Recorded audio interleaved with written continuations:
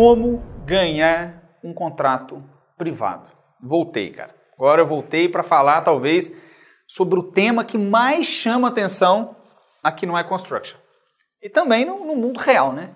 Eu estou falando de simplesmente em como ganhar um contrato, cara. Como ganhar um orçamento, que nesse momento será um orçamento de obras privadas, tá?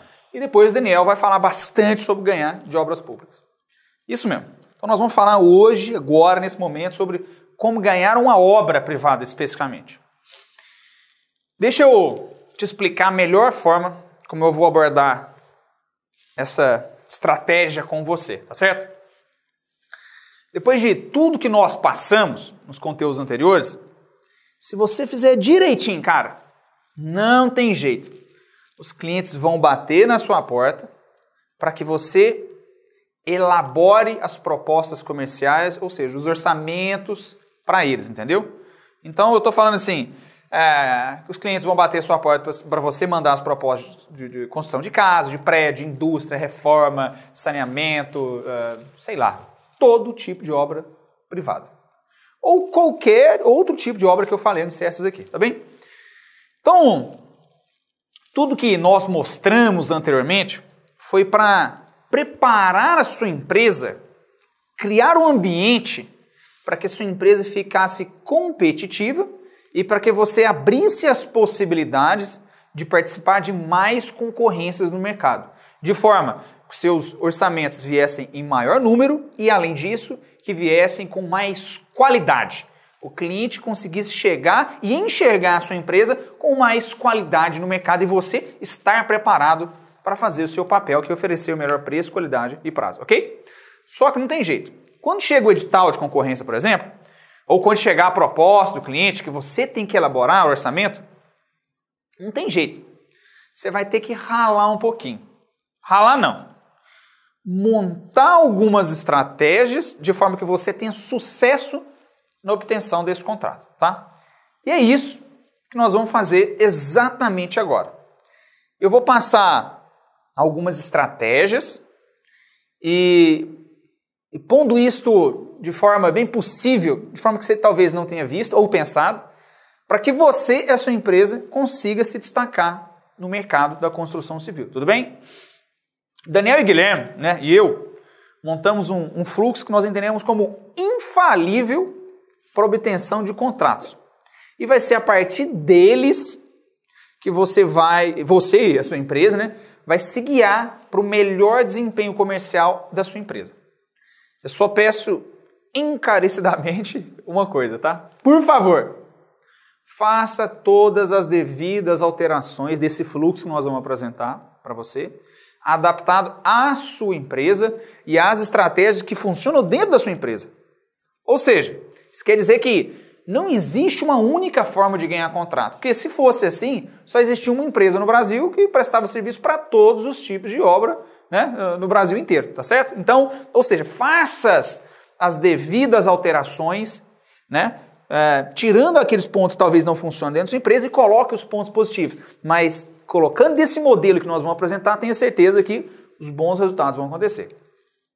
O fluxo, né, que nós vamos apresentar tem como objetivo criar uma visão estratégica na captação de contratos. E também para não deixar escapar as atividades que tem que ser feitas durante esse processo de orçamentação do trabalho comercial, tá?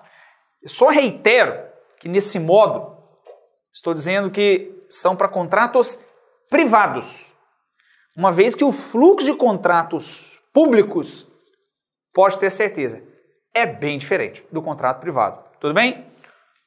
Então, bora ao fluxo então, tá? Estou colocando para você dar uma olhada, né? Pause a tela aí, se necessário.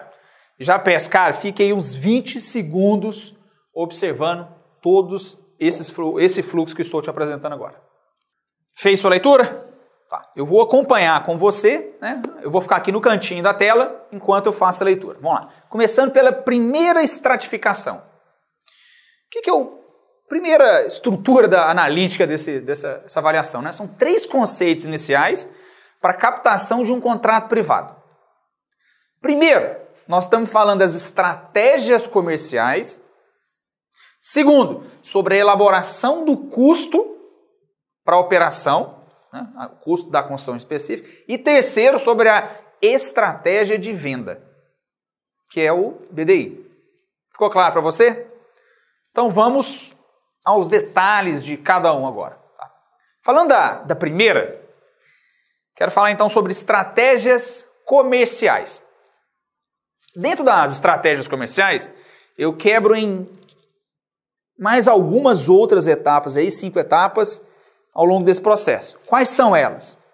Quais são as etapas que fazem parte, né, dessa primeira avaliação? Estou falando de posicionamento estratégico, identificação da melhor oportunidade, a avaliação estratégica, go or no go e engenharia de valor.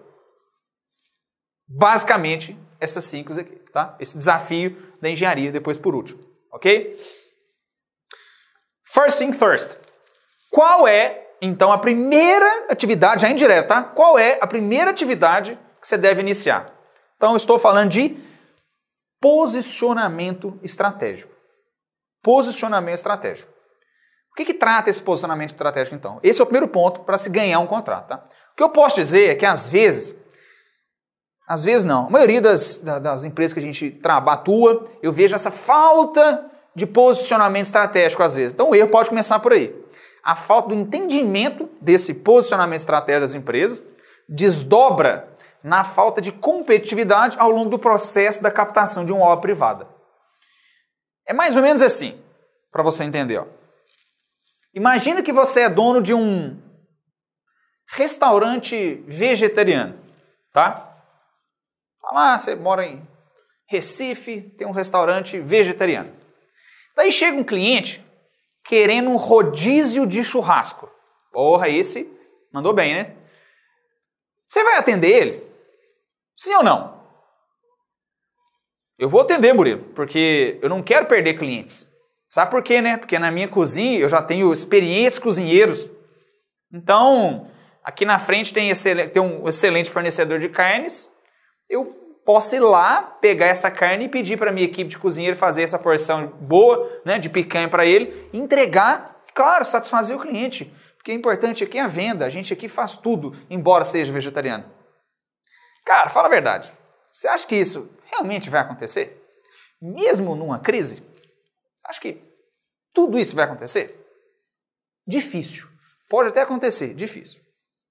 Quero que você analise comigo assim, ó.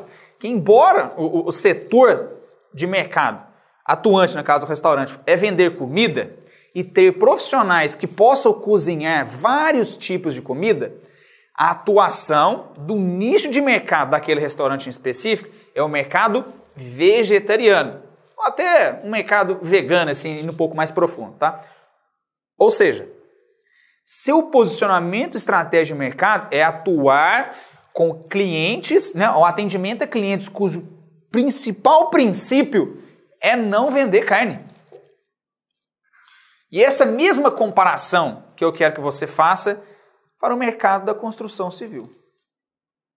Uma empresa que sabe se posicionar no mercado não fica aí pegando qualquer tipo de obra no mercado. Não adianta, não fica pegando qualquer tipo de coisa. E é o que acontece no Brasil, só que não. Exatamente o contrário. As empresas pegam de tudo, velho. Nossa, cara, as empresas pegam tudo. Tudo. É uma bagunça danada, cara. A empresa constrói casa, faz manutenção de fábrica, empresa que faz prédio, monta estrutura metálica, empresa que orça obra pública, ao mesmo tempo usa o conceito de obra pública para obra privada, cara que faz ponte, faz silo, cara, faz de tudo. É uma bagunça. É uma bagunça. E eu te falo que para todos esses exemplos que eu te falei, eu já vivenciei. Eu poderia falar mais, pelo menos aqui uns 10 tipos diferentes de exemplo, né? Antagônicos, e que são iguais a esse que eu te falei, tá? Mas você deve estar pensando aí, Murilo, mas falar é fácil, né? Quero ver viver nesse mercado horrível que está aí fora, numa crise, né? Lá não tem mercado, a gente tem que pegar de tudo, a gente faz de tudo mais um pouquinho. Lá nós somos obrigados a pegar qualquer tipo de obra. Posso dizer assim, ok, beleza para você. Só que isso é sinônimo de sobrevivência e não de competitividade e resultado. Entendeu a diferença? Entendeu a ideia de ser competitivo e buscar resultado e viver e sobreviver no mercado? É essa a diferença. Enquanto a sua empresa pensar que tem que pegar todos os tipos de obra, porque é tudo no final engenharia e arquitetura, tudo no final engenharia e arquitetura, menos competitivo você se torna e mais suscetível a perder um contrato você estará. Entendeu? A realidade é que aqui vivemos, né, em um mundo em que a atuação de nicho de mercado ela se faz como necessário. É necessário que haja nichos de mercado. É necessário que a sua empresa saiba se posicionar nesses nichos de mercado. Você não vai num médico clínico geral para fazer uma cirurgia cerebral, por exemplo. Vai. O cliente de hoje, ele já entende. O cliente de hoje já entende o que é comprar na construção, meu amigo. Isso quer dizer que ele vai buscar empresa especialista nas áreas de atuação no projeto dele. Entendeu o ponto? Eu vou te falar que talvez isso nem seja o principal problema. Para mim, né, para nós aqui do iConstruction, o grande ponto disso, o principal ponto disso é que eu vou falar agora. O maior problema em não saber e não ter um posicionamento estratégico são os desdobramentos que acontecem dentro daquele setor estratégico da empresa, tá? Vamos falar o seguinte, o primeiro ponto, eu já começo ali pelo famoso funil de vendas. Pelo funil de vendas. Toda corporação, de uma forma ou de outra, tem um funil de vendas, né? Ao qual os seus clientes, ou melhor, seus leads, são filtrados para que eles cheguem sempre mais adequados e qualificados para a sua equipe trabalhar nas prospecções, na qualificação, na geração de orçamento e aí sim na captação. É como se fosse essa imagem aí, dê uma olhada. O que você está vendo aí? Primeiro entra uma série de leads, né? Que são, na realidade, clientes potenciais. Então, eles devem passar por um critério de classificação ou um filtro, né? Como eu falei agora mesmo, e somente depois dessa avaliação primária é que você vai enviá-los para a sua equipe comercial. Somente depois desse filtro que você envia para a sua equipe comercial e depois desdobra isso para a equipe de orçamento. Entendeu a ideia? Ou seja, é como se esse filtro fosse um selecionador, né, do seu público-alvo, baseado principalmente na sua atuação de mercado. Logo, você não fica fazendo orçamentos de contrato, né?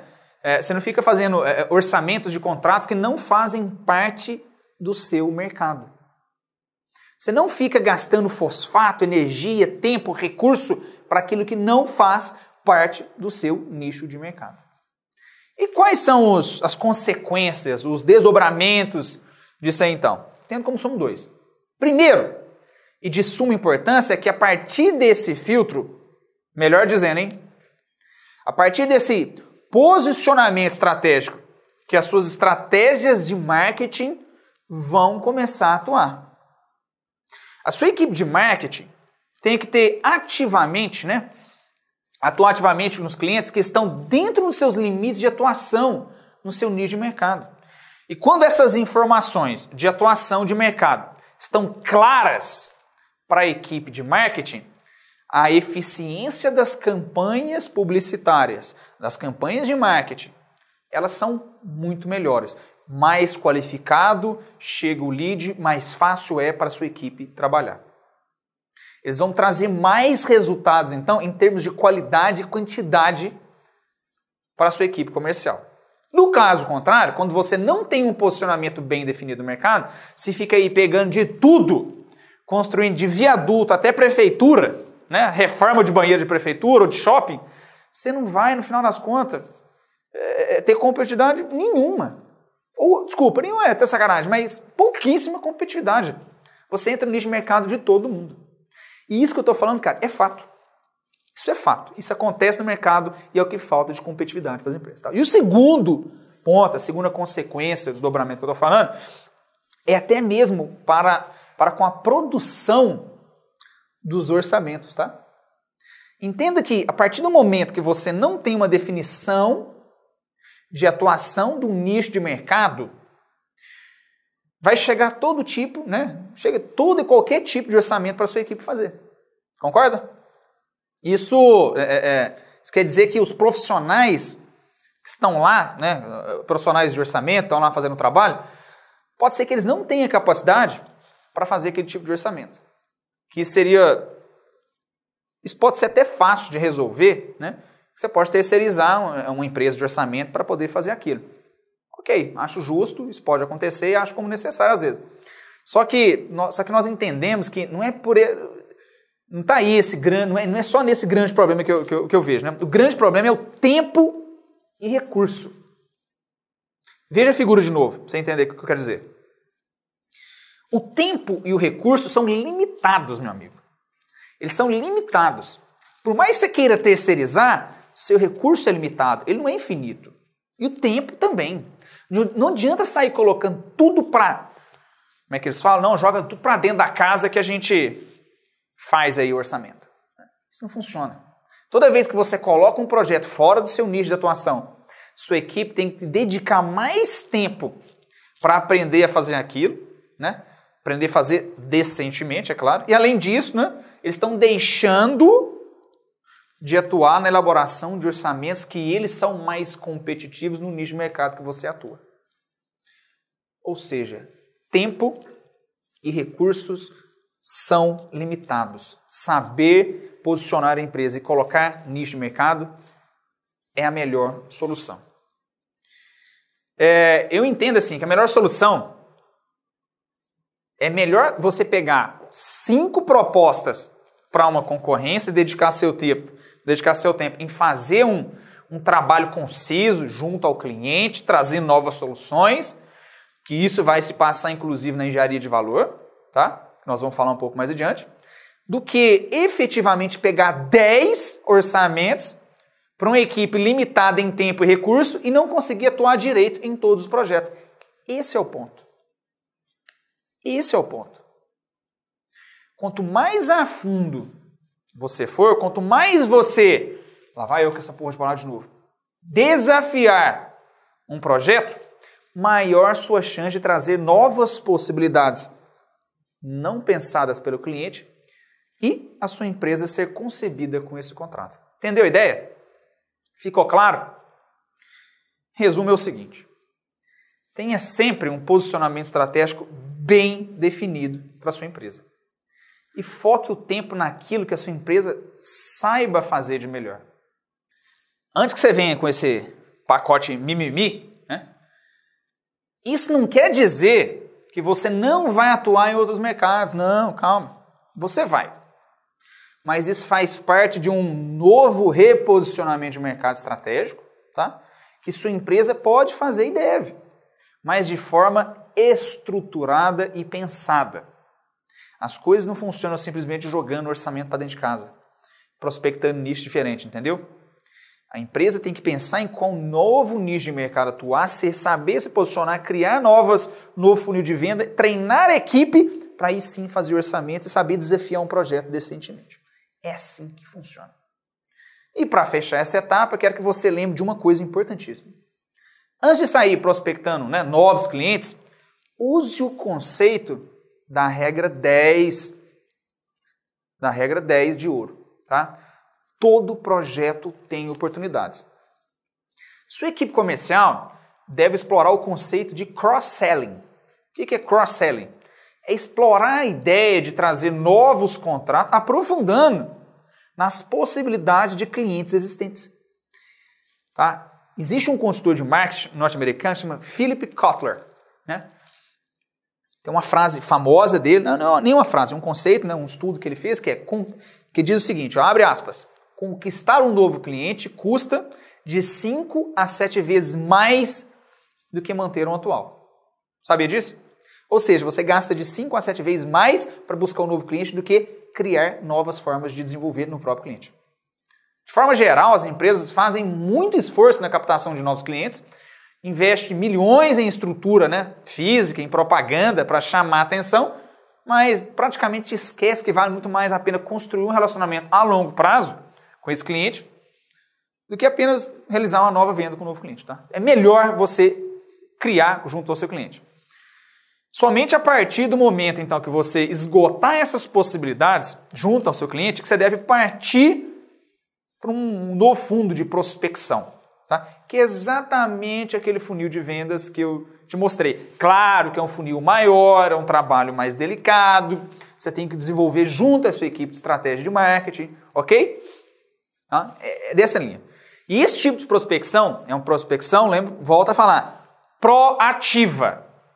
É um tipo de prospecção proativa que gera resultado. E não simplesmente esperar o cliente ficar lá te ligando ou clicando no seu site. Não é assim que as coisas funcionam. E o marketing é a solução para a prospecção de clientes. O marketing é identificação da melhor oportunidade e avaliação estratégica da sua empresa. Ok?